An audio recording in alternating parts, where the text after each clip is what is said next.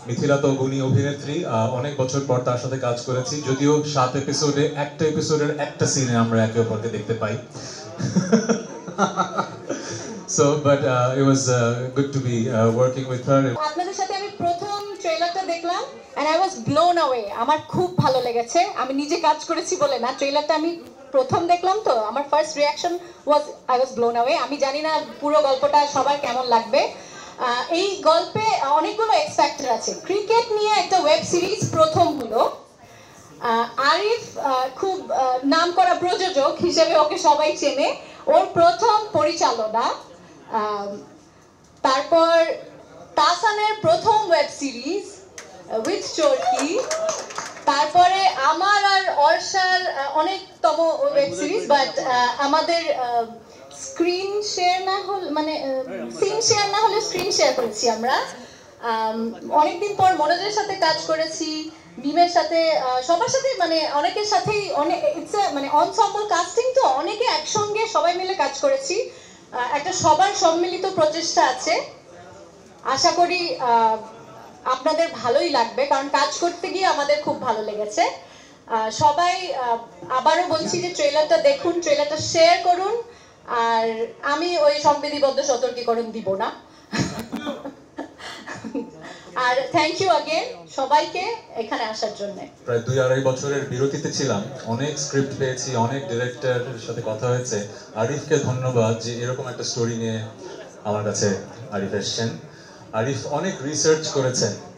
একজন ডিরেক্টরের কাজ কিন্তু লাইটস ক্যামেরা অ্যাকশন বলা না, একজন ডিরেক্টরের কাজ কিন্তু গল্পটা বলার পেছনে রেশনাল খুঁজে বের করা দিনের পর দিন। সো এই গল্পটা লেখার পেছনে আরিফের অনেক অনেক সময় এবং শ্রম গেছে। সে অনেক মানুষের ইন্টারভিউ করেছে ক্রিকেট জগতের, এবং একদম অন্তর্নিহিত অনেক বিষয় বের করে এনেছে যেটা আমরা হয়তো সাধারণ মানুষরা জানতাম না।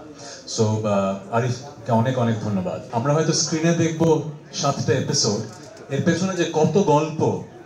স্ক্রিপ্ট লক হওয়ার পরে কাস্টিং লক হয়ে গেল, রিহার্সাল শুরু করে ফেললাম, হঠাৎ করে দেখা গেল যে একজন কি অ্যাক্টর উনি পড়ছেন না, আরো অ্যাক্টর জয়েন হচ্ছে, কাকে নেওয়া হবে কাস্টিং এ, কোনো রকমের সমস্যা হবে কিনা, অনেক ধরনের দর কষাকষির পরে we have an ensemble cast, amazing cast. I am very proud to share the screen. সবার সাথে হয়তো সিনস আমার হয়নি, কিন্তু আমি সবারই ভক্ত। অসম্ভব গুণী অভিনেত্রী অর্ষা, আর কি বলবো, মানে my arch nemesis in the series, কিন্তু I am also a fan. কারণ ক্রিকেট খেলতে যে কতটা বেগ পেতে হয়েছে, এত বড় ফিল্ডে ফ্লাড লাইটের নিচে 6 মারা, ওটা তো বডি ডাবল মারছে না, আমাকেই মারতে হচ্ছে। সো আমার হয়তো একটা 6 মারতে যে 20টা বল খেলতে হয়েছে, কিন্তু এই ভদ্রলোকে দেখলাম যে 2 বলে একটা 6 মেরে দিচ্ছেন। So he is a brilliant actor plus A brilliant cricketer. আমার সহশিল্পী ছিলেন মিম মান্তাসা। মিম মান্তাসার প্রথম কাজটাও ছিল আমার সাথে, আবার এই কাজেও আমার সহধর্মিণী হিসেবে উনি কাজ করেছেন। আমাদের কেমিস্ট্রিটা অসম্ভব লেয়ার্ড এবং অসম্ভব কমপ্লেক্স। আমি বলবো যে মানুষ খুবই সারপ্রাইজ হবে আমাদের এই কেমিস্ট্রি দেখে। এছাড়া মিথিলা তো গুণী অভিনেত্রী, অনেক বছর পর তার সাথে কাজ করেছি, যদিও 7 এপিসোডে একটা এপিসোডের একটা সিনে আমরা একে অপরকে দেখতে পাই।